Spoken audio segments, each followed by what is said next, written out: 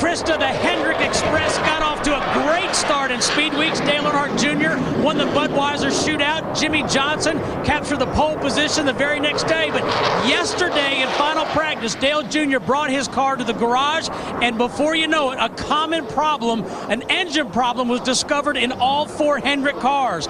All 4 pulled their engines out. They will have to go to the rear of the field today. Dick.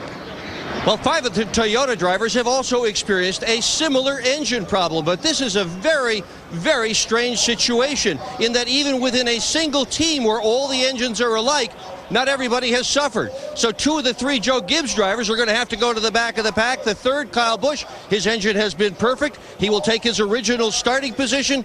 The engine tuners are real nervous. Matt Yoakum.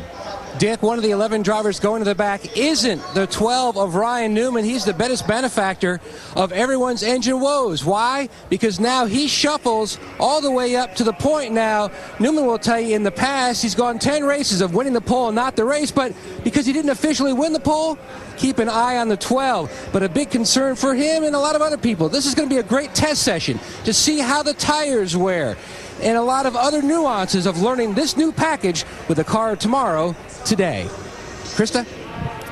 All right, thanks, Matt. And high atop the Daytona garage, I guess you could call it our speed perch. I'm Krista Voda along with Jeff Hammond. And I know it's Valentine's Day, but Jeff, it feels kind of more like Halloween. All these little gremlins have crept into the major team's engine programs. It really has, but like you say, happy Valentine's Day. Thank you. And you're right. The feeling down in the garage area right now is somewhat horrifying because of the fact that not only guys inside the top 35, they're kind of concerned about the engines, but it's the guys on the outside that are looking in, trying to race their way in, like Boris said. And today, it's really going to be one of those nerve-wracking situations because a lot of these guys didn't sleep last night. Well, and what's amazing is not just how the number of cars that are going to the rear, but the types of teams we're talking about. Major names that are going to the back of the pack for both duel number 1 and duel number 2. And it's big names. And in duel number 1, we have 7 guys going to the back of the pack.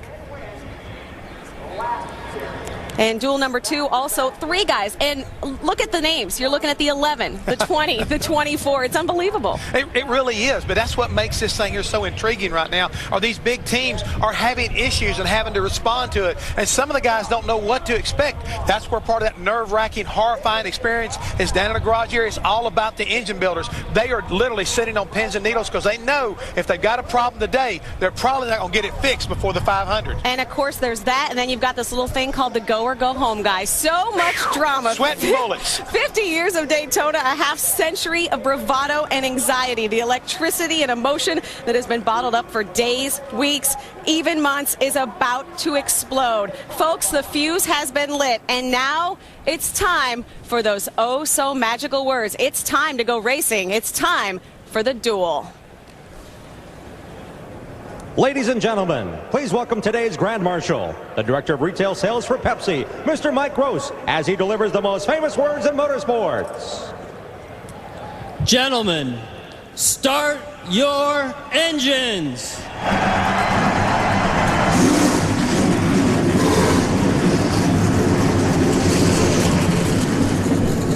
Well, you can certainly feel it in the air. As we get set to go racing, we bring in the broadcast booth that has experienced so many great Daytona moments. Larry McReynolds and Mike Joy. Guys, are you ready for a duel? Thanks, Krista. This is always the most exciting day of all of Speed Weeks. It's not just the anticipation of who will win, but who will get in. We know the top 35 teams in owner points from last year are in the 500 due to this qualifying situation.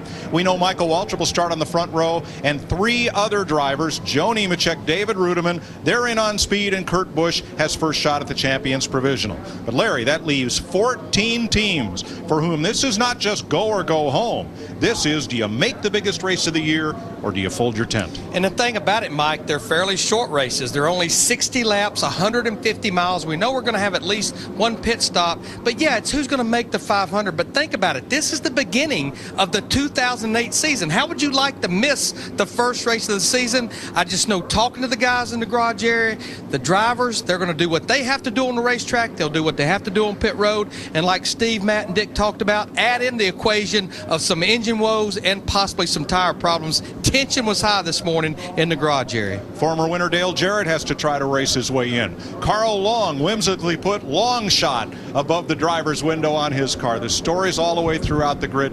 We'll bring them to you as the day goes on. If you have kids, you're familiar with the kids' books and the games, Where's Waldo?